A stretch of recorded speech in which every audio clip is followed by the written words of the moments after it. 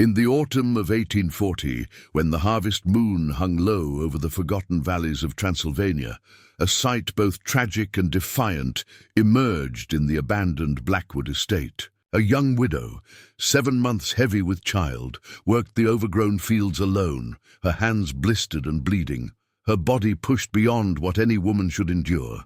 But Elena Marchand was not any woman. 3 months ago, her husband Thomas had been trampled by spooked horses during a storm, leaving her with nothing but debts, a crumbling cottage on cursed land, and a child growing inside her that the village had already condemned. They whispered she carried bad luck, that her baby would be born under a dark star, that the Blackwood estate where she now lived alone had consumed 7 families before hers. They were right about one thing: the land was not empty.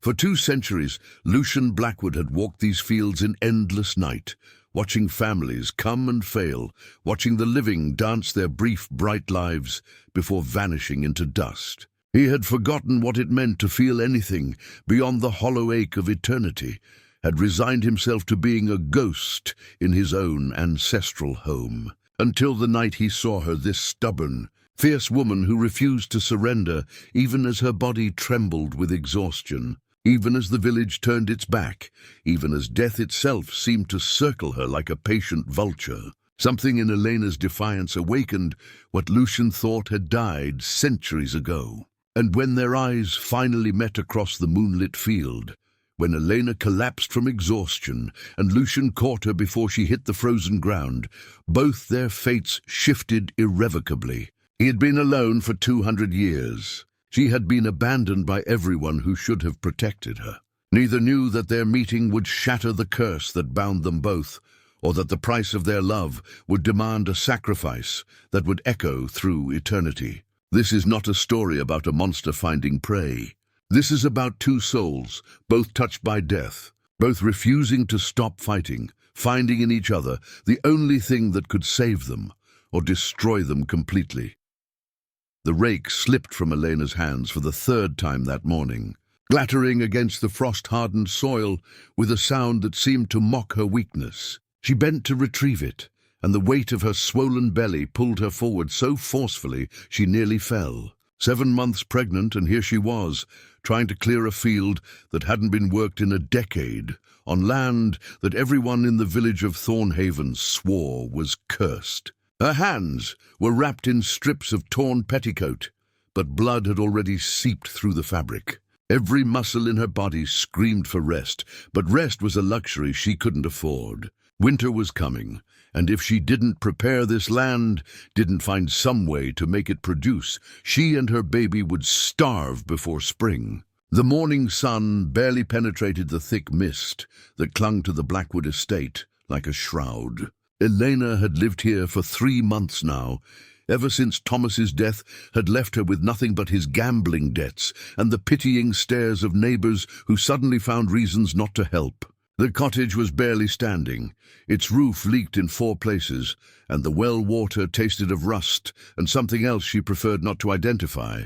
But it was hers, at least until the moneylenders came to claim even this. She straightened slowly, pressing one hand against the small of her back where the pain had become a constant companion. In the distance, beyond the fields, she could see the main house of the Blackwood estate, a Gothic monstrosity of black stone and empty windows that seemed to watch her every movement. The villagers said the Blackwood family had died out generations ago, that the last heir had been a madman who locked himself in that house and never emerged.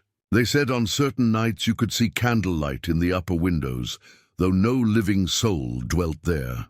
They said a lot of things, and Elena had learned to ignore most of it. Fear and superstition were luxuries for people who had choices. She had none. A sharp kick from inside her belly made her gasp, and despite everything, Elena smiled.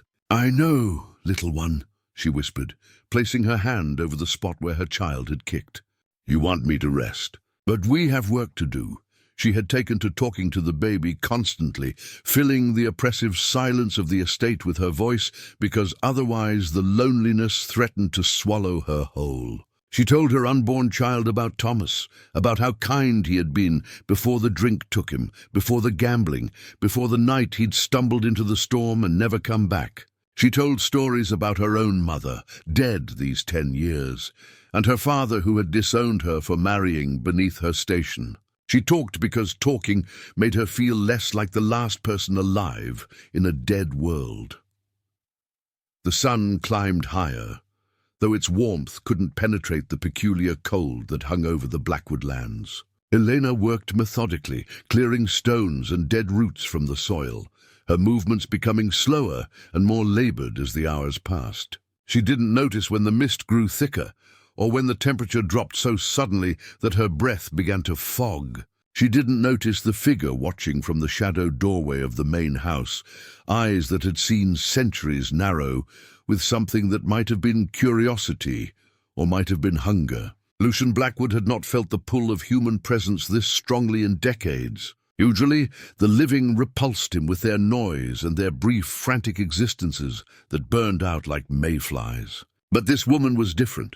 She shouldn't be here, shouldn't be working herself to death on his land, shouldn't be so heavily pregnant and so utterly alone. He had watched her move into the groundskeeper's cottage 3 months ago, watched her light candles in the windows each night, watched her belly grow round with life, even as the rest of her grew thinner, more fragile.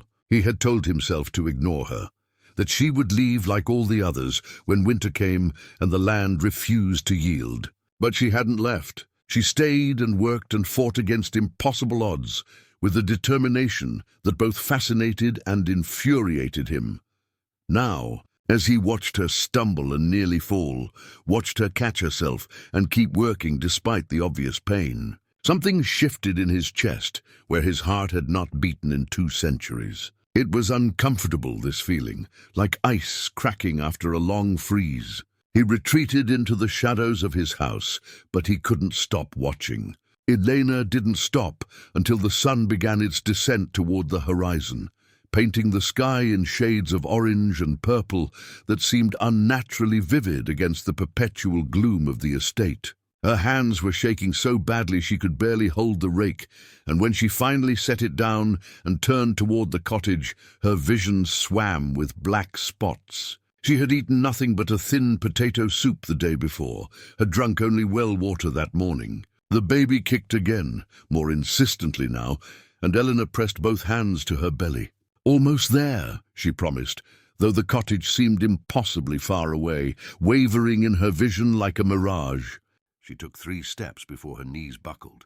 The world tilted sideways, the sky and earth switching places, and Elena had just enough time to think, this is how I die, before strong arms caught her, impossibly fast, impossibly cold. She found herself cradled against a chest that did not rise and fall with breath, held by someone who had moved faster than her falling body, faster than should have been possible. Her vision cleared enough to see a face above her, and what she saw should have terrified her, but instead filled her with a strange, dreamlike calm. The man who held her was beautiful, in a way that seemed carved from marble and moonlight. His face was all sharp angles and pale skin that had never seen sun, framed by black hair that fell past his shoulders. But it was his eyes that held her captive, eyes that were neither brown nor black, but something deeper, older, like looking into a well that had no bottom. They were eyes that had seen centuries pass, eyes that held such profound loneliness that Elena felt her own isolation reflected back at her. "You're killing yourself," he said, and his voice was like winter wind through empty halls, beautiful and terrible and ancient. "The child," Elena managed to whisper, her hand instinctively moving to protect her belly, even in this stranger's arms. "If I fall, the child—" "Is fine," Lucian said, though he didn't know how he knew this. He could feel the second heartbeat, small and strong, keeping rhythm against his chest, where his own heart lay silent. "But you won't be if you continue like this." He should let her go, should set her down and disappear back into his house and let nature take its course, as it had with all the others. But he found himself carrying her toward the cottage instead, moving with the fluid grace of something that was no longer entirely human, and Elena was too weak to protest, too exhausted to be afraid. The cottage door hung crooked on its hinges, and inside was barely warmer than outside.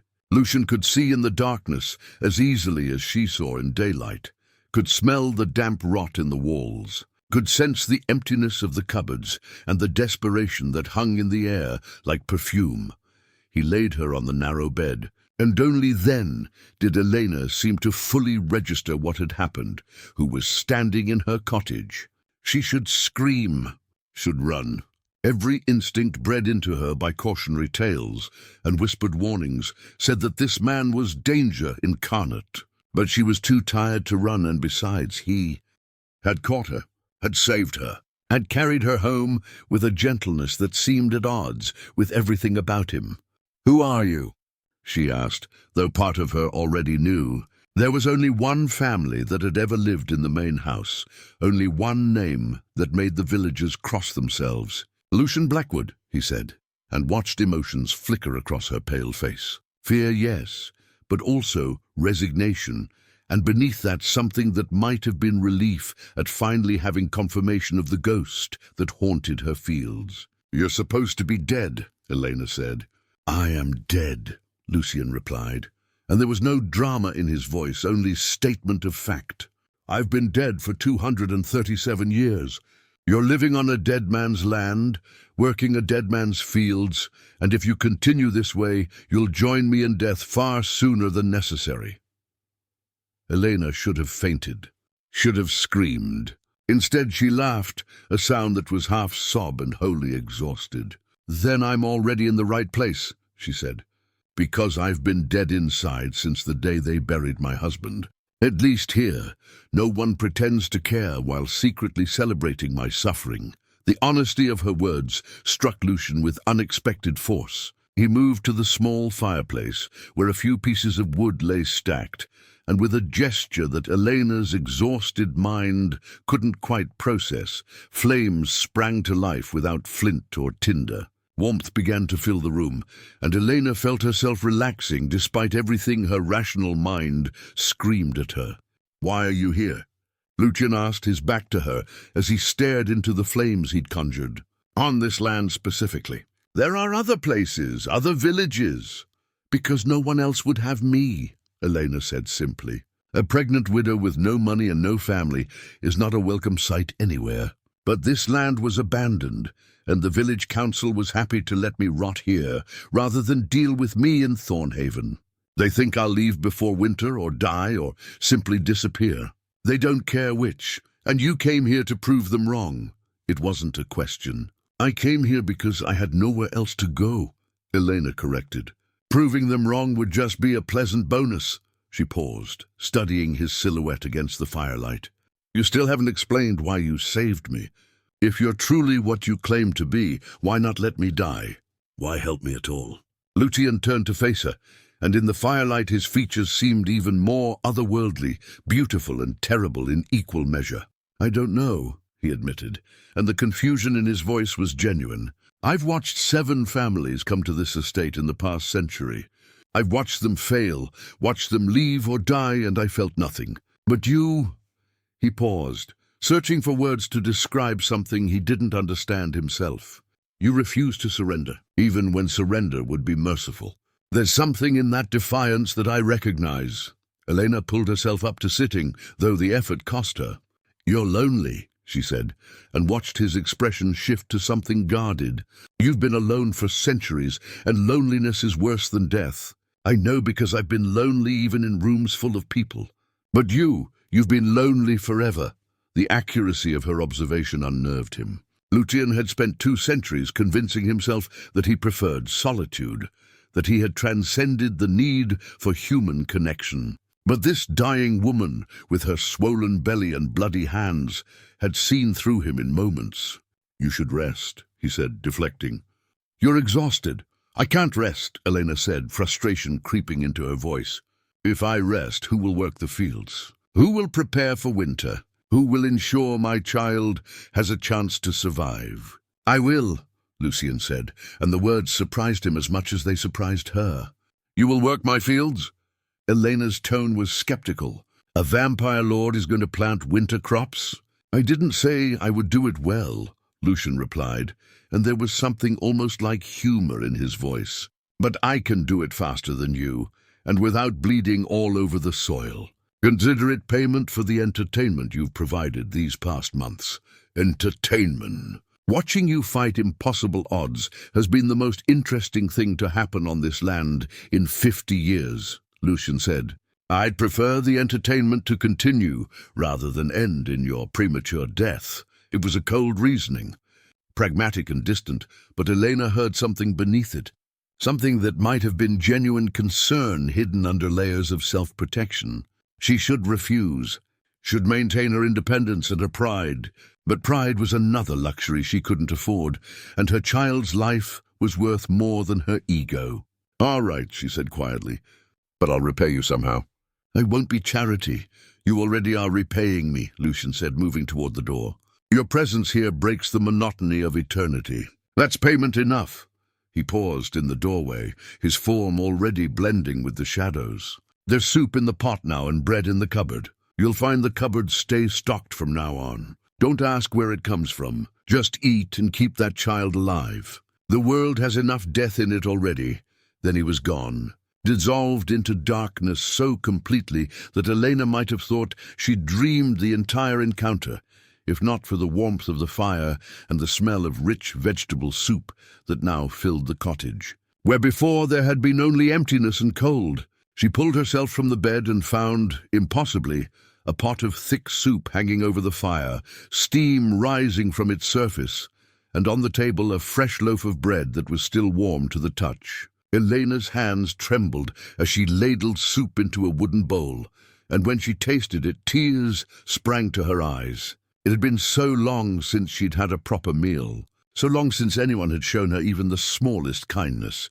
She ate slowly, savoring every bite, and as she did, she felt the baby settle inside her, as if even the child could sense that things had shifted, that they were no longer quite so alone. Outside in the field she had worked until her hands bled, Lucian moved with inhuman speed through the darkness. He hadn't tended land in over a century, hadn't cared about growing things since his transformation, but the knowledge was still there, buried under years of disuse. He worked through the night, his supernatural strength making quick work of what would have taken Elena weeks to accomplish. He told himself he was doing this out of boredom, out of a whim that would pass. But every time he paused and looked back at the cottage, at the warm light glowing in its window like a small beacon against the darkness, he felt that strange cracking sensation in his chest again, like something frozen, beginning to thaw. By dawn, 2 acres of field had been cleared and prepared for winter planting, the soil turned and ready. Lucian retreated to his house before the sun could rise fully, but for the first time in decades, he didn't immediately retreat to the darkness of his cellar. Instead, he stood at an upper window and watched as Elena emerged from the cottage, watched her face transform from confusion to wonder as she saw what had been done in the night. He watched her press both hands to her mouth, watched tears stream down her face, and something in his chest that had been dead for centuries tightened painfully. What was he doing? What had he started? But as Elena turned toward the main house and mouthed the words, "Thank you," to windows she couldn't know he watched from, Lucian found he didn't care about the answers to those questions. For the first time in 237 years, he felt something other than emptiness, and that terrified him more than any stake or sunlight ever could. Elena stood in the transformed field, her breath misting in the cold morning air, and tried to comprehend what she was seeing. 2 full acres of land had been cleared, the soil turned with a precision that spoke of experience and care. The stones she had spent weeks struggling to move were now stacked in neat piles along the field's edge, ready to be used for repairs or building. It would have taken her months to accomplish this alone, if she'd survived long enough to finish at all. She turned slowly, taking in the scope of the work, and her gaze inevitably drew to the looming silhouette of the main house. In daylight, it looked less menacing than it did in darkness, though no less imposing. The black stone seemed to absorb light rather than reflect it, and every window was dark, covered from inside with heavy curtains that had probably hung there for decades. He was in there somewhere, the impossible man who had caught her, who had fed her, who had worked her fields through the night. Lucian Blackwood, who claimed to be dead, yet moved with more life and purpose than most living souls she'd known. Elena pressed her hand to her belly, feeling the strong kicks of her child, and made a decision that would have seemed insane to anyone but a woman with nothing left to lose. She walked to the main house. The front door was massive, made of dark wood banded with iron that had rusted to deep orange. Elena had to push with her full weight to make it swing open on hinges that shrieked in protest. The sound echoed through what must have been a grand entrance hall, though it was too dark to see clearly. Dust motes danced in the single shaft of light that entered through the open door behind her. "Mr. Blackwood." Her voice sounded small and swallowed by the vastness of the space. "I know you're here. I know you can hear me." Silence answered her, heavy and waiting. Elena took another step inside, her eyes slowly adjusting to the gloom. She could make out the shapes of furniture covered in white sheets, a grand staircase that curved up into deeper darkness, portraits on the walls whose subjects she couldn't quite discern. The air smelled of old wood and older memories, of time standing still while the world outside continued without permission. "I wanted to thank you," she continued, moving further into the hall. "For the food, for the work in the fields. You said I was repaying you with entertainment, but that's not a fair trade. What you did last night would have taken me until winter if I'd survived it at all." From somewhere above, she heard the faintest sound, like a breath that wasn't quite breath. "You should leave." Lucian's voice came from everywhere and nowhere, echoing from the walls themselves. "This house is not meant for the living." "Neither are cursed fields, apparently," Elena replied, craning her neck to try to locate him. "Yet here I am, living in both. Will you hide from me now, after you've seen me at my weakest?" A long pause, and then movement in the shadows at the top of the staircase. Lucian descended slowly, and Elena's breath caught despite herself. In the cottage the night before, lit only by firelight and filtered through her exhaustion, she hadn't fully appreciated the otherworldly quality of his appearance. Now even in the dim light of the entrance hall, he seemed to carry his own luminescence, a pale glow that had nothing to do with life and everything to do with something that existed beyond it. He wore clothing from another era, a black shirt and breeches that belonged to the previous century, immaculately maintained despite the decay of everything around him. His hair fell loose around his shoulders, black as a raven's wing, and his eyes fixed on her with an intensity that should have sent her running. "You're either very brave or very foolish," Lucian said, stopping several steps from the bottom of the staircase, maintaining distance between them. "I haven't decided which." "I'm neither," Elena said. "I'm just tired of being alone. And I suspect you are too, or you wouldn't have helped me." "I helped you on a whim." "No," Elena said firmly. "You helped me because somewhere under all that death and darkness, you're still capable of caring. That frightens you more than I frighten easily." Lucian descended the last few steps, moving with that fluid, inhuman grace that marked him as something other. He stopped close enough that Elena could see the fine details of his face, the way his skin seemed almost translucent in places, the complete absence of any sign of breath or pulse. "You should be terrified," he said softly. "Do you know what I am? What I've done to survive these centuries?" "You're a vampire," Elena said, and her voice remained steady. "You drink blood to survive, you can't walk in sunlight, and you've probably killed more people than I can count. Does that cover it?" "Simplistically, yes, and yet you caught me when I fell. You fed me when I was starving. You worked my fields when you could have let me die." Elena held his gaze, refusing to look away. "Whatever you were, whatever you've done, last night you chose kindness. That matters more to me than what you are." Lucian stared at her, this strange woman who should be running from him, who instead stood her ground with a stubbornness that reminded him of why he'd been drawn to her in the first place. "Why aren't you afraid?" he asked. and there was genuine confusion in his voice. "I am afraid," Elena admitted. "I'm terrified every moment of every day. Afraid I'll fail my child, afraid I'll die before they're born, afraid I'll survive only to watch them starve. But I'm not afraid of you, because you've already had a dozen chances to hurt me, and instead you've shown me more compassion than anyone in that village ever did." She moved closer, close enough that if Lucian had been capable of it, he would have felt the warmth radiating from her body. "I have a proposal for you," she said. "A real trade, not the uneven one you offered." "What kind of trade?" "You're lonely." "I'm lonely. You have this enormous house with no one to share it with. I have a cottage that's falling apart and a baby coming in 2 months. You want company that doesn't bore you. I want security and someone to talk to besides my unborn child." Elena took a breath, committing fully to what she was about to suggest.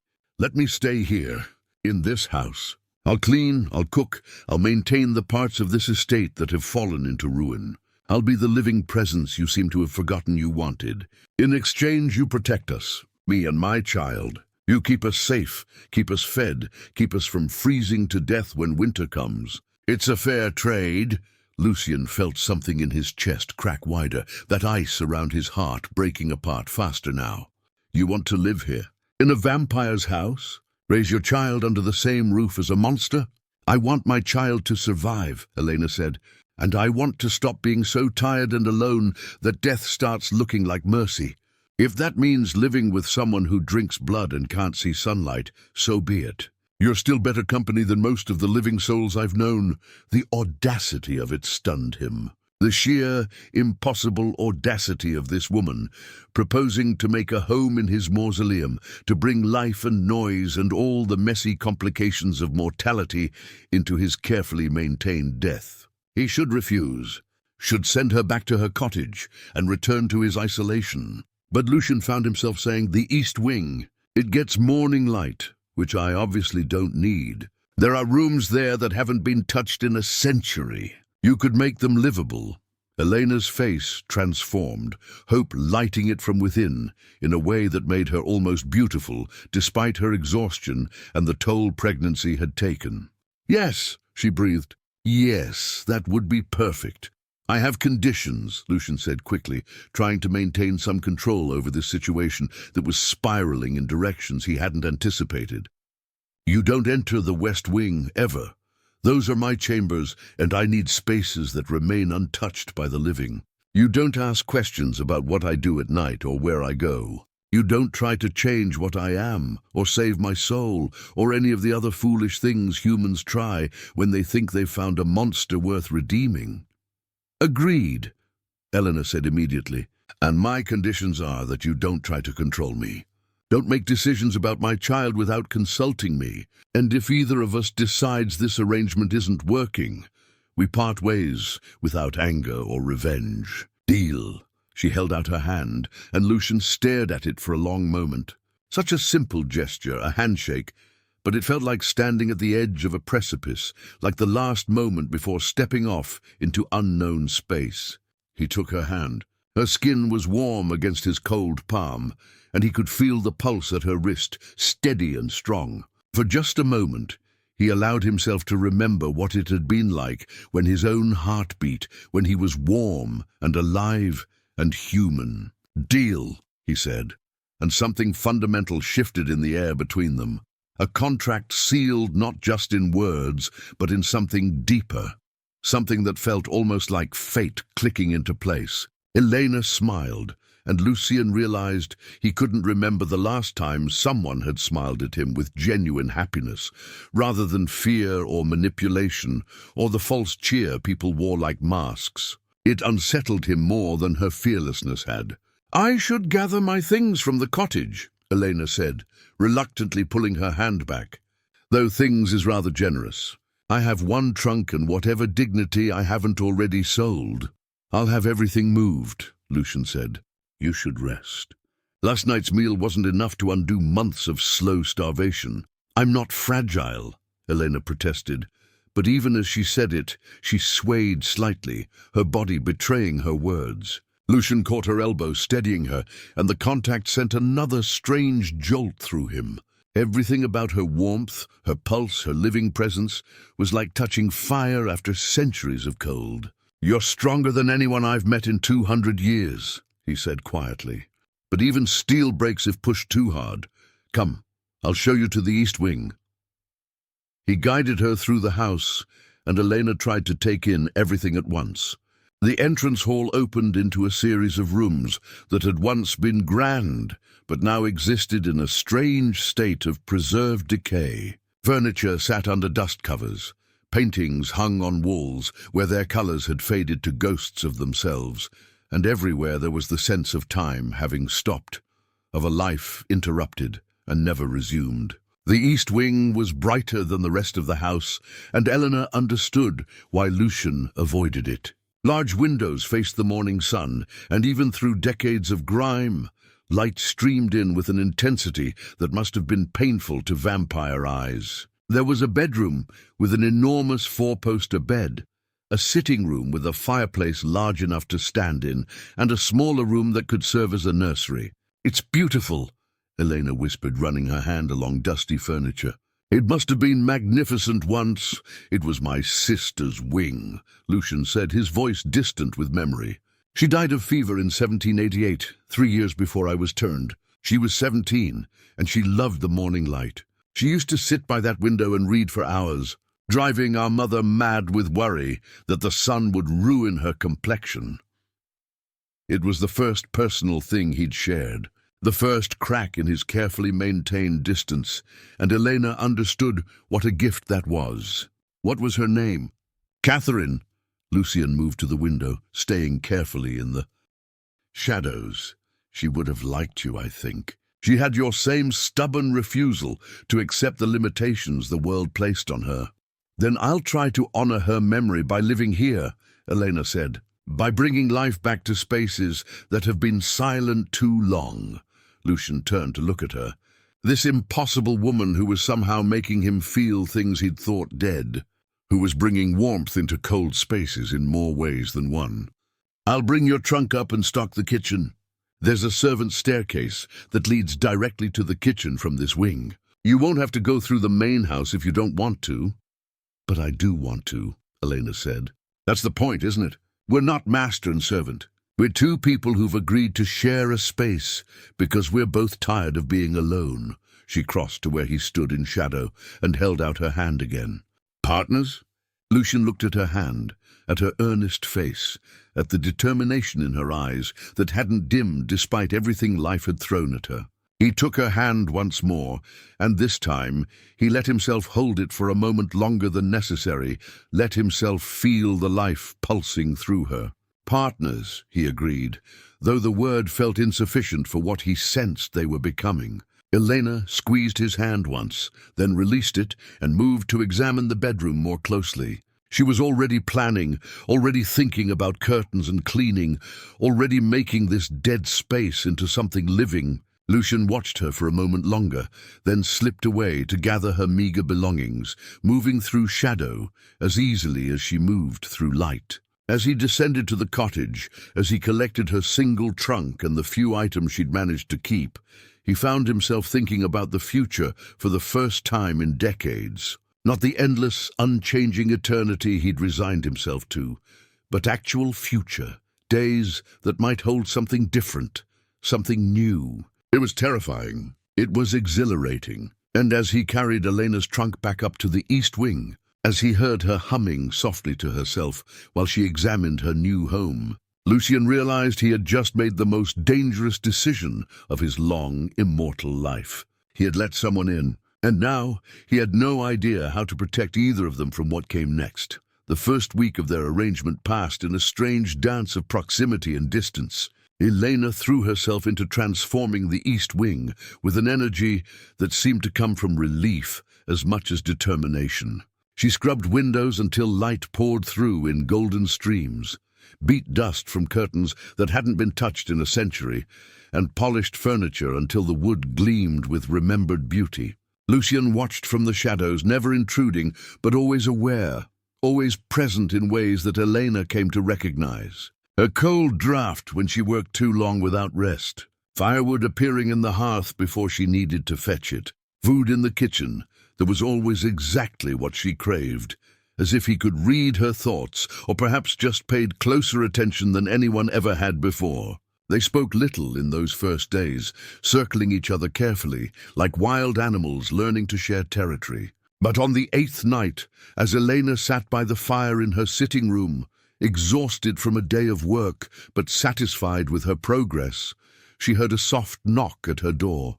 "Come in," she called, and Lucian entered carrying something wrapped in cloth. He had changed from his period clothing into something slightly more modern, though still decades out of date, and Elena realized he must have a wardrobe spanning centuries. The thought made her dizzy with the reality of his age. "I thought you might want this," he said, setting the bundle on the table beside her.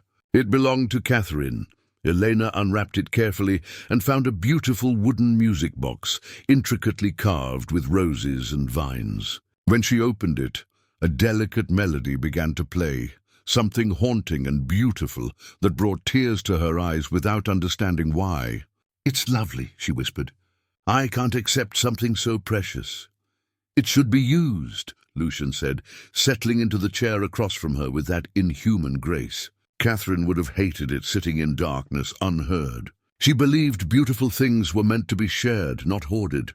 Elena closed the box gently, then met his eyes.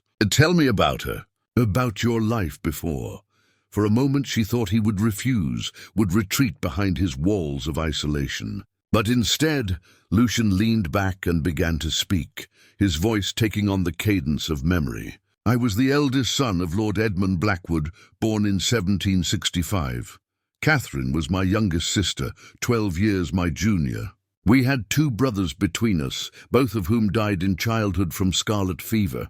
Our parents were distant, as was customary for the nobility, but Catherine and I were close despite the age difference. She was clever and curious, and completely unsuited for the life our parents wanted for her, which was to marry well and produce heirs and never have an original thought." A faint smile touched his lips, the first Elena had seen, and it transformed his face from austere to something almost warm. "She used to sneak into my study when I was supposed to be learning estate management and beg me to read her philosophy and science texts that young ladies weren't supposed to know existed. Our mother would have been horrified." "She sounds wonderful," Elena said softly. "What happened to her?" "Fever took her in the summer of 1788. She was delirious for 3 days before the end, calling out for our mother, who couldn't bear to enter the room." The smile faded from Lucian's face. "I sat with her every hour. I held her hand while she burned up from the inside, and I promised her that I would find a way to beat death, to ensure no one else we loved would be taken so unfairly." He paused, his eyes distant. "Be careful what you promise when you're young and grieving. The universe has a twisted sense of humor about granting desperate wishes." "Is that when you were turned?" Elena asked carefully. 3 years later, I had thrown myself into studying everything I could about life and death, about the old legends and folklore our rational age was supposed to have left behind. I traveled to places our family considered barbaric, seeking answers to questions I didn't even know how to ask properly. And in the mountains of Carpathia, I found someone who claimed they could give me what I sought. Eternal life, freedom from death and disease, power beyond mortal limitation. Lucian's voice turned bitter. They neglected to mention the cost. That I would have to watch everyone I loved age and die while I remained frozen. That I would need blood to survive. That sunlight would become my enemy. That I would become the very monster I'd read about in those folklore texts. By the time I understood the full price, it was too late. I was already dead. Elena reached across the space between them and placed her hand over his where it rested on the arm of the chair. His skin was cold, but she didn't flinch. "You tried to save people you loved. That's not monstrous. That's human. The road to damnation is paved with good intentions," Lucian said, but he didn't pull his hand away. "I've killed to survive, Elena, dozens of people over the centuries. I've become exactly what Catherine would have been terrified of. Have you killed recently? Elena asked directly. Lucian met her eyes, and she saw something like shame there. Not in 70 years. I learned to take only what I need, and only from those who won't be missed or who are already dying. It's not redemption, but it's all the mercy I can manage. Then you've changed, Elena said firmly. You've learned and adapted and chosen to be better than what you were made to be. That's more than most living people manage. They sat in silence for a moment, her hand still covering his, the music box between them playing its haunting melody. Finally Lucian spoke again, his voice softer. Why aren't you disgusted? Why don't you pull away? Because I meant what I said before. You've shown me more kindness in a week than most people showed me in a lifetime, Elena said. And because I understand what it's like to be seen as a monster for circumstances beyond your control. The village looks at me, pregnant and widowed, and they see something shameful, something wrong. They don't see a woman trying to survive. They just see their own prejudices reflected back. She squeezed his hand gently. We're both trying to survive in a world that wants us dead or gone. Maybe that's enough reason to trust each other. Lucian turned his hand over, lacing his fingers through hers, and for the first time in centuries, he allowed himself to really feel the touch of another person. Her warmth, her pulse, her living presence, all of it flooded through him like forgotten music. You're dangerous, he said quietly. More dangerous than any vampire hunter or sunrise.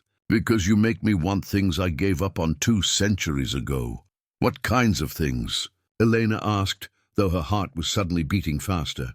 Hope, Lucian said simply. The possibility that existence could be more than just endless night. You make me remember what it was like to be human, and that's a cruelty all its own, because I can never go back. Elena leaned forward, her free hand moving to touch his face, tracing the sharp line of his jaw. He should have pulled away, should have maintained distance, but instead he closed his eyes and let himself feel her touch like a man dying of thirst, finally finding water. Maybe you can't go back, she whispered, but maybe you can go forward. Maybe we both can. When Lucian opened his eyes, they were darker, more intense, filled with something that was part hunger and part longing and entirely overwhelming. If I let myself care about you, he said, his voice rough, if I let myself feel again after so long, it will destroy me when you inevitably leave. Humans always leave. They age, they die, they move on to better circumstances. It's what you do. Then we'll deal with that when it comes, Elena said, refusing to promise impossible forevers. But right now, in this moment, we're both here. Both alive in our own ways, both choosing not to be alone. Isn't that enough? It should have been a simple question, but for Lucian it contained multitudes. Enough for what? Enough to justify the risk. Enough to make the inevitable pain worth it. He didn't have answers, but he found himself nodding anyway, found himself allowing this connection to deepen, despite every instinct that screamed danger. Enough, he agreed, and pulled her hand to his lips, pressing a cold kiss to her palm that made Elena shiver for reasons that had nothing to do with temperature. They talked through the night, trading stories like treasures. Elena told him about her childhood, about her mother who had died when she was 15, about her father who had loved her until she'd chosen Thomas over the merchant he'd selected. She told him about Thomas himself, about the kind man he'd been before alcohol and gambling had hollowed him out, about the guilt she still carried for not being able to save him. Lucian told her about the world he'd seen change over centuries, about the wars and revolutions and transformations he'd witnessed from the shadows. He told her about the other vampires he'd known and mostly avoided, about the politics and dangers of his kind that she would need to understand if she truly meant to stay in his house. He told her things he'd never spoken aloud, secrets that had festered in silence for decades. When dawn began to lighten the sky beyond the windows, Lucian rose reluctantly. I need to retreat before the sun rises fully, he said. But Elena, I want you to understand something. What we're building here, this connection, it goes against everything I've learned about survival. If my kind knew I'd taken in a human, if they knew I was allowing myself to care, it would make you a target. Then we'll be careful, Elena said, rising as well. One hand pressed to her belly, where the baby was beginning to wake and stretch. We'll protect each other the way partners do.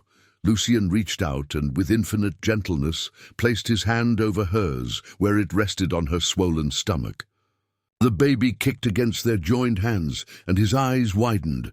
"Does it hurt?" he asked. "Sometimes," Elena admitted. "But mostly it's just strange and wonderful and terrifying all at once.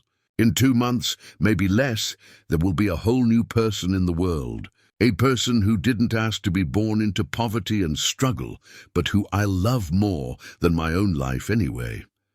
"They're lucky to have you as a mother," Lucian said, and he meant it. Anyone who could face down a vampire with fearless honesty, who could choose hope over despair again and again, would be a formidable protector. The baby kicked again, harder this time, and Lucian felt something in his chest, that frozen place that had begun to thaw.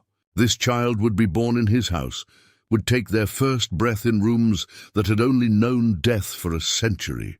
The thought should have terrified him, but instead it filled him with something he couldn't quite name. "Get some rest," he said, reluctantly pulling his hand away. "You've been working too hard again." "Only because I'm trying to make a home," Elena said. "For all of us." The casual way she included him in that future, in the word us, hit Lucian harder than any weapon. He nodded, not trusting himself to speak, and disappeared into shadow, retreating to the west wing where no light could reach. Elena watched him go, then placed both hands on her belly and spoke to her unborn child. "Well, little one," she whispered, "we've certainly made an unusual family, haven't we? But I think we're going to be all right. I think we've finally found somewhere we belong." The baby kicked in response, and Elena smiled, exhaustion and hope warring in her heart as she finally let herself sleep, secure for the first time in months that she would wake to something other than fear and loneliness. In the depths of the West Wing, in a room where no light had penetrated in 200 years, Lucian lay in the darkness and tried to understand what was happening to him. He could still feel the warmth of Elena's hand, the flutter of the baby's kick against his palm, the way she'd looked at him without fear or disgust. He had spent centuries convinced that he was beyond redemption, beyond connection, beyond anything but endless night. But this woman, this impossible, stubborn, fearless woman, was proving him wrong with every moment they spent together. And for the first time since 1791, Lucian Blackwood allowed himself to hope that perhaps death and damnation weren't the only things waiting for him. Perhaps there could be something else, something that looked remarkably like life.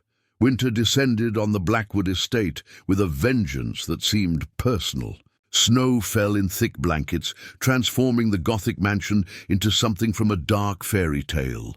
All black stone and white drifts and silence so complete it felt like the world had ended beyond their gates. Elena's belly had grown even more prominent, and she moved through the house now with the careful waddle of a woman in her final weeks of pregnancy. But despite the physical discomfort, she had never felt more content. The East Wing had been transformed into a proper home, warm and bright and alive, in ways the rest of the house still resisted. She had discovered a talent for cooking and filled the kitchen with smells that drew Lucian from his wing despite himself. He claimed he couldn't taste food anymore, that it was ash in his mouth, but he sat with her anyway while she ate, watching her with an intensity that should have been uncomfortable, but instead felt like being truly seen for the first time in her life. They had fallen into patterns, rhythms that felt both natural and impossible. Elena worked on her projects during the day, sewing clothes for the baby from fabric that appeared mysteriously in the storage rooms, reading from Lucian's extensive library, writing letters to no one because there was no one left to write to. When dusk fell, Lucian would emerge, and they would spend hours talking, playing chess, or simply existing in comfortable silence. He had taught her about the estate's history, pointing out details in paintings and architecture that told stories of his family's rise and fall. She had taught him about the modern world, or at least the modern world of 1840. sharing news from the village and perspectives he'd long stopped paying attention to. But as Elena's due date approached, a tension had begun to build between them, something unspoken that charged the air whenever they were close. It came to a head on a night when the snow fell so heavily that the world beyond the windows disappeared entirely. Elena had been restless all evening, unable to find a comfortable position, the baby pressing against her ribs and making it hard to breathe. She had finally settled in the library, a fire roaring in the hearth, attempting to read but mostly just staring into the flames. Lucian found her there, her face drawn with discomfort, one hand pressed to her lower back. "You're in pain," he said, and it wasn't a question. "Just the usual late pregnancy misery," Elena said, trying to smile. "The baby has decided my ribcage makes an excellent punching target, and my back feels like it might break in half. Nothing to worry about." But Lucian could hear the strain in her voice, could see the way she shifted constantly, trying to find relief. Without asking permission, he moved behind her chair and placed his cold hands on her shoulders. Elena gasped at the temperature difference, but as Lucian began to gently massage the tense muscles, the cold became soothing rather than shocking. "Tell me if I hurt you," he said quietly, his fingers working with surprising skill at the knots in her shoulders and neck. Elena let her head fall forward, a small sound of relief escaping her lips. "Where did you learn to do this?" "I've had 200 years to learn many things," Lucian said, his voice closer to her ear than she'd expected. "And I remember my mother complaining of similar pains when she carried my youngest brother. The midwife used to show me pressure points that brought relief." His hands moved lower, following the line of her spine, and Elena felt tension she didn't know she was carrying begin to release. But she also felt something else, a warmth that had nothing to do with the fire, an awareness of his proximity that made her heart race. "Lucian," she said softly, and there was something in her voice that made his hands still. "You've been so careful not to touch me these past weeks. Why?" He was silent for a long moment, his hands resting on her shoulders, and Elena could feel the war within him, even if she couldn't see his face. "Because every time I touch you," he finally said, his voice rough, "it becomes harder to remember why I should maintain distance. You're warm and alive and everything I'm not, and I want—" He stopped, but Elena reached up and placed her hand over his. "What do you want?" she asked, turning in her chair to face him. Lucian had moved back, putting space between them, but his eyes were dark with something that looked like hunger and longing and fear all mixed together. "I want impossible things," he said. "I want to be able to give you the life you deserve, to be a proper father to that child, to grow old with you, the way humans do. But I'm frozen in death, Elena. I can't give you any of those things." Elena pushed herself up from the chair with some difficulty, her pregnant belly making the movement awkward, and crossed to where he stood. "I'm not asking you to be human," she said, looking up at him. "I'm asking you to be honest about what's happening between us. Because I know I'm not imagining this connection, this thing that's been growing since the night you caught me in the field." Lucian's hands clenched at his sides, fighting the urge to reach for her. "You're vulnerable, isolated, dependent on me for survival? What you're feeling might just be gratitude or necessity dressed up as something more." "Don't," Elena said sharply. "Don't diminish what I feel by making it about weakness or desperation. I know my own heart, Lucian. I've been married before. I've known love and I've known convenience, and I know the difference. What I feel when I'm with you is neither of those things. It's something entirely new." She placed her hand on his chest, right over where his heart lay silent and still. "You make me feel safe and seen and valued in ways no one ever has. You listen when I speak. You care about my thoughts. You've given me a home and asked for nothing but my company in return. And I think you feel the same way about me, but you're too terrified to admit it, because admitting it means risking pain again." Lucian covered her hand with his, pressing it harder against his chest. "Of course I'm terrified," he said, his voice breaking slightly. "You'll be gone in an eye blink of my existence, Elena. 50 years if you're lucky, probably less given the hardships you've already endured. and I'll be left with centuries more to live with the memory of these months, with the ghost of what we could have had. How is that not torture? Because the alternative is worse, Elena said fiercely. The alternative is both of us being too afraid to live, too scared of future pain to accept present joy. I don't know how much time I have, none of us do, but I know that right now, in this moment, I want to spend whatever time I have with you, not as your ward or your charity case, but as someone who cares for you deeply and wants to be cared for in return. She pulled his hand down to her belly, where the baby was kicking actively, responding to her elevated emotions. This child deserves to be born into love, not fear. They deserve to see that family can be something we choose, not just something we're given. And I want them to know you not as the monster in the West Wing, but as the man who saved us both when the whole world had given up on us. Lucian felt the baby's movements against his palm, felt Elena's warmth and her conviction and her absolute fearlessness in the face of everything that should have sent her running. Something inside him, that last wall he'd built around his frozen heart, finally crumbled completely. "I can't give you sunlight," he whispered, his other hand coming up to cup her face with infinite gentleness. "I can't grow old with you, or give you more children, or be anything close to what a normal husband would be." "I don't want normal," Elena said, leaning into his touch.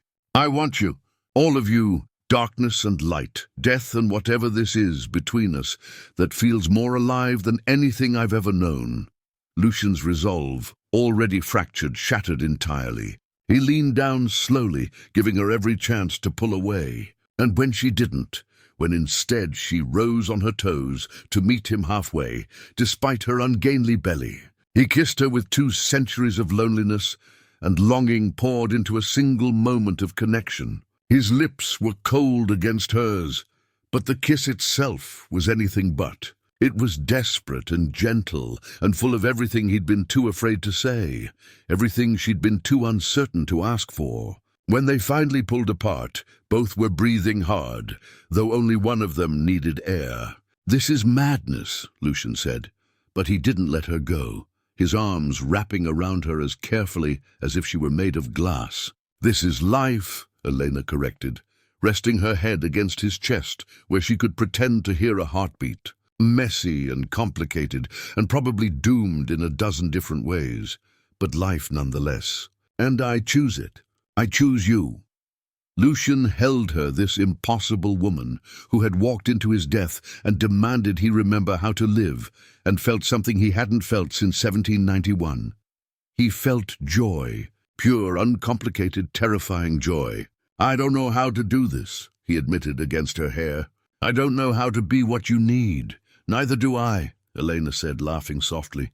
"I'm about to be a single mother living with a vampire in a cursed house. I don't think there's exactly a guidebook for our situation.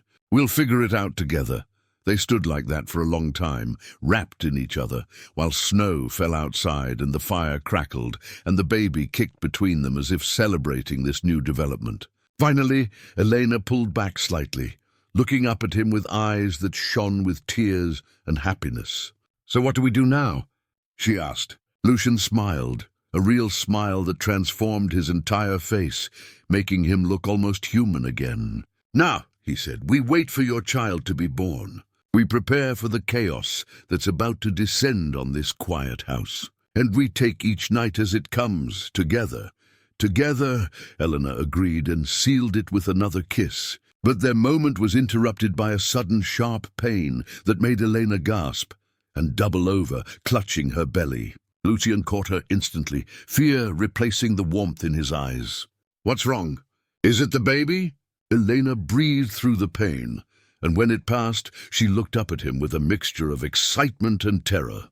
"I think," she said carefully, "that the baby has decided now is an excellent time to make an appearance. My water just broke."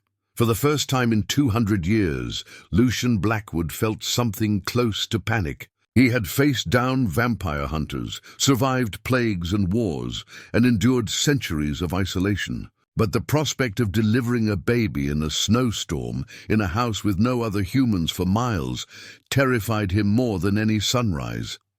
"We need a midwife," he said, already calculating distances and possibilities. "The village is 5 miles through a blizzard.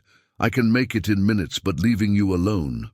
"Lucian," Elena interrupted, gripping his arm as another contraction began. "You've read medical texts, haven't you? In all your centuries of learning?" "Yes, but reading about something and actually, then you're going to have to do this," Elena said, her voice strained but determined. "Because this baby isn't going to wait for perfect conditions. And I trust you more than I'd trust any stranger from a village that's already condemned us both."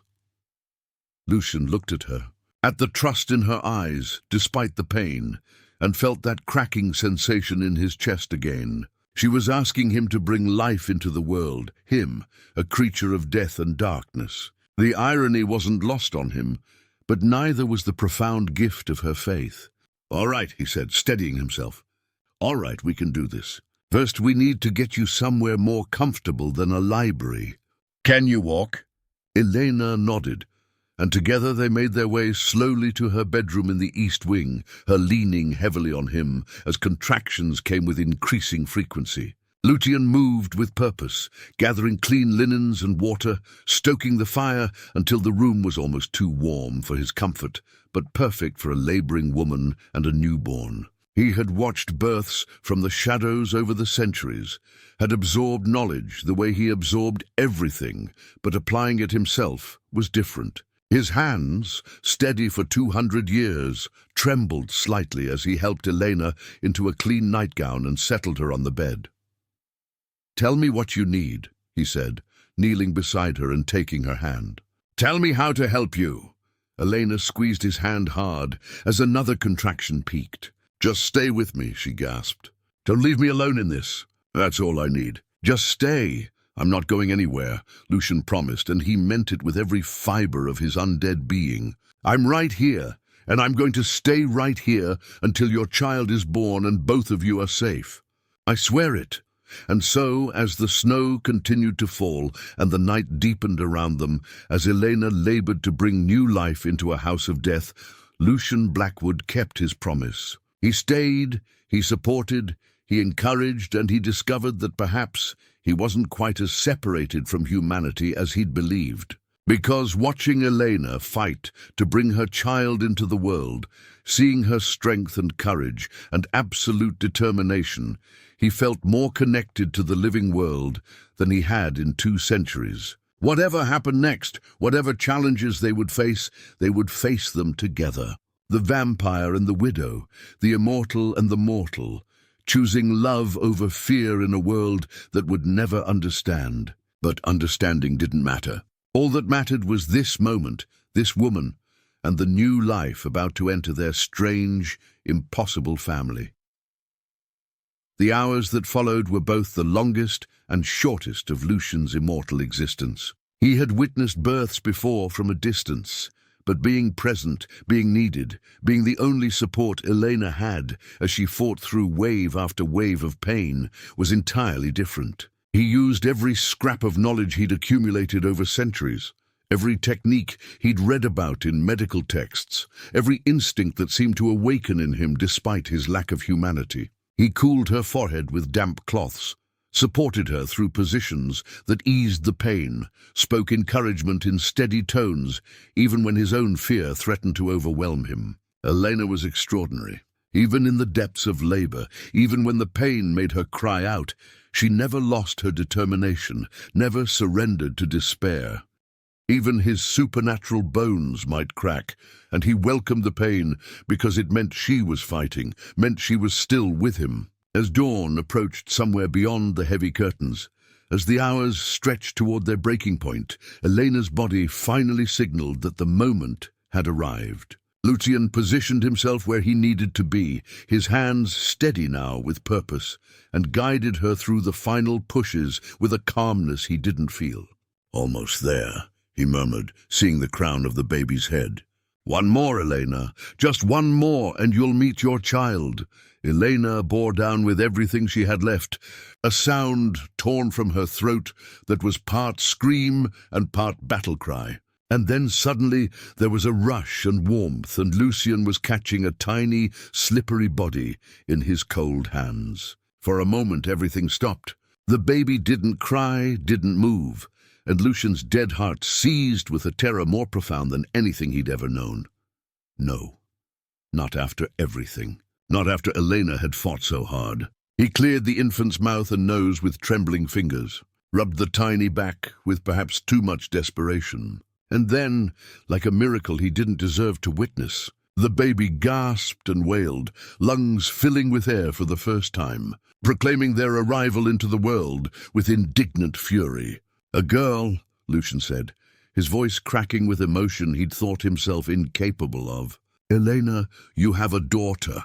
He quickly wrapped the baby in clean linen and placed her on Elena's chest, watching as the exhausted mother's face transformed into something radiant despite her obvious pain and fatigue. Elena cradled her daughter with shaking arms, tears streaming down her face as she took in every detail of the tiny, perfect face. "Hello, little one," she whispered, her voice thick with emotion. Hello, my brave girl. You're here. You're finally here."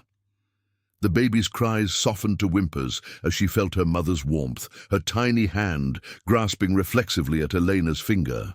Lucian worked quickly to complete the necessary tasks, cutting and tying the cord, ensuring Elena was comfortable and that the bleeding was normal, all while unable to tear his eyes away from the sight of mother and child. When everything was finished, when Elena was cleaned and comfortable, and the baby was nursing contentedly at her breast, Lucian finally allowed himself to sit on the edge of the bed, the full weight of what had just happened crashing over him. He had helped bring a life into the world. Him, a vampire, a creature of death, had been present for the most profound moment of creation. The baby's tiny fingers curled and uncurled.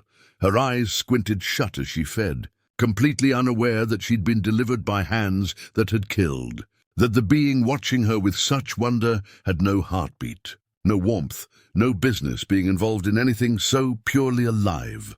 "Thank you," Elena said softly, reaching out to take his hand. Her grip was weak from exhaustion, but her gratitude was palpable. "I couldn't have done this without you. You were perfect. I was terrified every moment," Lucian admitted, his eyes still fixed on the baby. "When she didn't cry immediately, I thought I couldn't bear the thought of—" "But she did cry," Elena said gently. "She's here, she's healthy, and it's because you didn't panic, because you stayed calm and knew what to do. You saved us both tonight, Lucian." He finally looked at her, at the woman who had walked into his death and demanded he remember life, who had just endured hours of agony to bring new life into his house of shadows. "What will you name her?" he asked.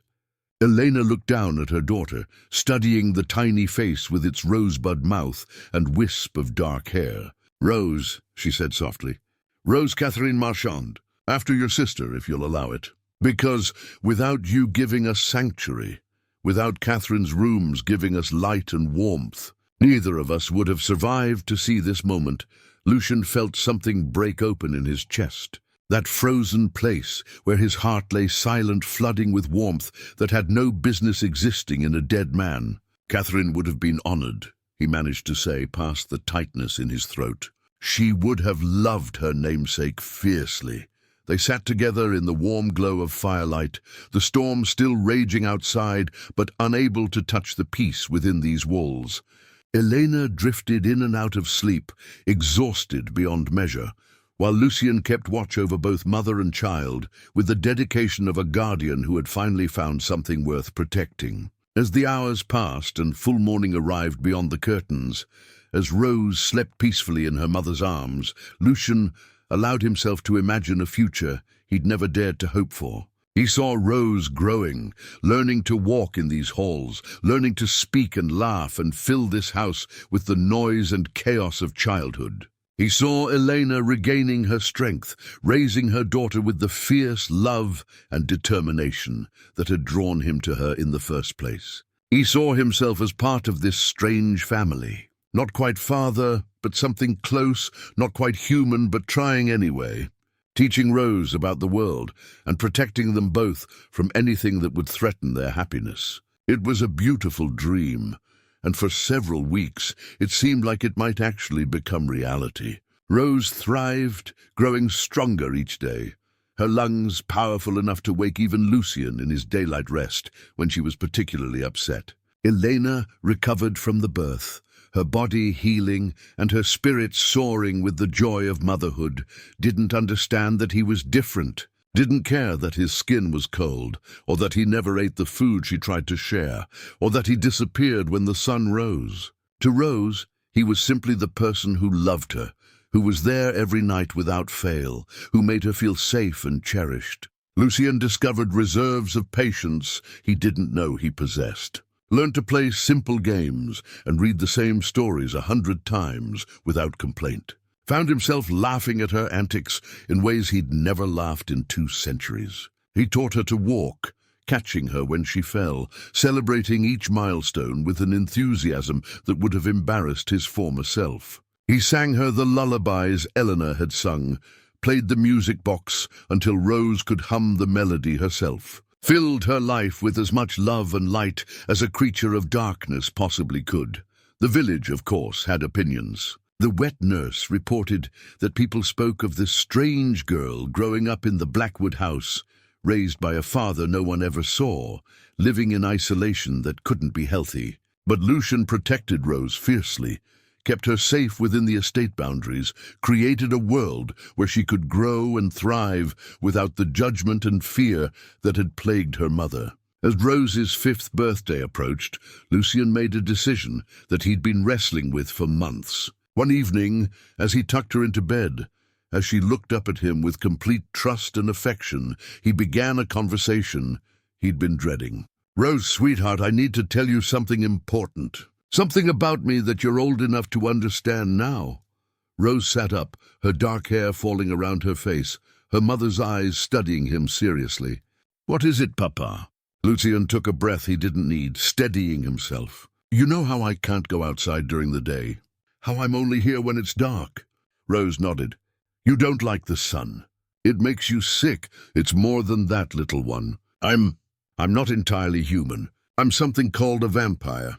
"Do you know what that means?" Rose considered this with the seriousness only a 5-year-old could muster. "Like in the stories? The ones that drink blood and live forever?" "Yes, like in the stories. But I want you to understand something very important. I would never ever hurt you. You are the most precious thing in my world, and I love you more than I thought possible. Being a vampire is what I am, but it doesn't change how I feel about you." Rose was quiet for a long moment, processing this information. Then she reached out and took his cold hand in her small, warm one. "Mama loved you," she said simply. "You've told me that. She loved you even though you were a vampire. So I love you too. You're my papa, and it doesn't matter if you're different." Lucian felt that cracking sensation in his chest again, that impossible warmth flooding through dead flesh. He pulled Rose into his arms, holding her carefully as always, and felt her hug him back with all the strength her small body could muster. "Your mother would be so proud of you," he whispered into her hair. "She would be amazed by the kind, brave, understanding person you're becoming." "Tell me about her again," Rose requested, as she did almost every night. "Tell me about when you caught her in the field." So Lucian told her the story, as he had countless times before and would countless times in the future. He told her about Elena's defiance and courage, about the first time they'd spoken, about the bargain they'd struck that had become so much more. He told her about the night Rose was born, about how fiercely her mother had fought to bring her into the world, about the last words Elena had spoken. Rose listened, as she always did, absorbing the story of a mother she was too young to remember, but would always know through his words. And when the story was finished, when Rose was finally drowsy enough to sleep, she said something that made Lucian's breath catch. "When I grow up," Rose murmured, already half asleep, "I want to be brave like Mama was. I want to help people who are alone and scared." And I want to make you proud, Papa. I want you to be happy that you saved us." Lucian pressed a kiss to her forehead, a gesture that had become natural over the years, though it still amazed him that he was capable of such tenderness. "You already make me happy," he said softly. "Every single night. You are my second chance, Rose. My chance to be better than what I was, to build something good out of centuries of darkness. And I promise you, I will spend every night of my eternal existence making sure you have the life your mother dreamed for you." Rose smiled in her sleep, her small hand still clasped in his, and Lucian sat with her until she was deeply asleep before reluctantly leaving to tend to other matters. As he moved through the house, he paused at the portrait he'd commissioned of Elena, painted from his memories and descriptions, capturing her as she'd been in the firelight that first night, defiant and beautiful and utterly fearless. "We did it," he told the portrait, as he did every night. "Rose is thriving. She's kind and curious and so much like you it hurts sometimes. She doesn't fear what I am, accepts me without question, loves me despite all the reasons she shouldn't. You entrusted her to me, and I swear I will never break that trust." The years continued to pass, as they always did. Rose grew from child to young woman, brilliant and compassionate, learning everything Lucian could teach her, and constantly surprising him with insights he'd never considered. She discovered his library and devoured books on medicine and philosophy, declared she wanted to be a doctor so she could help people the way her father had helped her mother. She was beautiful, not in the conventional way society valued, but in the way Elena had been, with strength and character shining through every feature. And she loved her immortal father with a devotion that never wavered, never questioned, never doubted. On Rose's 20th birthday, as they celebrated together in the house that had become a true home rather than a mausoleum, Rose made an announcement that both thrilled and terrified Lucian. "I've been accepted to medical school in Vienna," she said, her eyes shining with excitement and apprehension. "It's one of the few places that will accept women for medical training. I could actually become a real doctor, Papa. I could make Mama's sacrifice mean something by saving other mothers, other children." Lucian felt pride and loss war within him. This was what Elena had wanted, what he'd raised Rose for. A life beyond the shadows of the Blackwood estate, a future bright with possibility. But it meant letting her go, meant watching her step into a world where he couldn't follow, couldn't protect her every moment. "Your mother would be so proud," he managed to say. "And so am I. You're going to be extraordinary, Rose. You already are. Come with me," Rose said suddenly. "There are parts of Vienna that are dark enough, underground spaces where you could exist. We could find a way to make it work. I don't want to leave you alone again, Papa. You've been alone enough for eternity." Lucian cupped her face gently, looking at the woman his daughter had become, seeing Elena in every line and curve. "You're not leaving me alone," he said softly. "You're taking everything I've taught you, everything your mother's sacrifice gave you, and you're going to change the world with it. That's not abandonment. That's legacy. That's love in action." "But what about you?" Rose asked, tears threatening. "What will you do?" "I'll do what I've done for 20 years, Lucian said, smiling despite his own grief. "I'll watch over you from the shadows. I'll read your letters and treasure your occasional visits. I'll live each night knowing that somewhere in the world, my daughter is bringing light and healing to places that desperately need it. That will be enough. It will have to be." Rose threw her arms around him, and Lucian held her as he'd held her mother 20 years ago, feeling the same warmth, the same living presence that had taught him he wasn't quite as dead as he'd believed. "I love you, Papa," Rose whispered. "Thank you for everything. For saving Mama when everyone else abandoned her. For being there when I was born. For raising me with so much love that I never once felt like I was missing anything. Thank you for being my father in all the ways that mattered." "Thank you for letting me be your father," Lucian replied, his voice thick with emotion. "For giving an old monster a reason to remember what it means to be human. For bringing joy and purpose to an existence that had neither. You and your mother, you both saved me more than I ever saved you." They held each other as the night deepened. Father and daughter bound by love that transcended death and species and every logical reason it shouldn't exist. And when Rose finally left for Vienna 3 months later, when Lucian stood in shadow and watched her carriage disappear down the road toward a future he could only imagine, he didn't feel the crushing loneliness he'd expected. Instead, he felt gratitude. Gratitude for the pregnant widow who had refused to surrender, who had walked into his death and demanded he remember life. Gratitude for the daughter she'd entrusted to him, who had taught him that family was something you chose and built, rather than something you were born into. Gratitude for every moment of warmth and light and love that had filled his house over 20 years, transforming it from a mausoleum into a home. Years turned to decades, and Rose's letters came regularly, full of her triumphs and challenges. Her work saving mothers and children across Europe, her own eventual family, grandchildren that Lucian would never see in sunlight, but loved nonetheless. He watched from the shadows as Rose grew old, as her dark hair turned silver, as the years marked her in ways they could never mark him. And when she finally returned to the Blackwood estate at 75, her body failing but her spirit as strong as ever, Lucian was there to welcome her home. "I always wondered," Rose said, lying in the same bed where she'd been born, where her mother had died. Lucian holding her hand just as he'd held Elena's all those years ago. "I always wondered if you regretted it, saving Mama that night, taking us in, letting yourself care when you knew how it would end." Lucian looked at this woman who had been his daughter in every way that mattered, who had filled his existence with more love and purpose than 2 centuries of isolation had ever provided, and he smiled. "Not for a single moment," he said firmly. "You and your mother taught me that love isn't less valuable because it's temporary, that moments of grace and connection are worth any amount of future pain, that choosing to live, really live, is always better than simply existing in safety."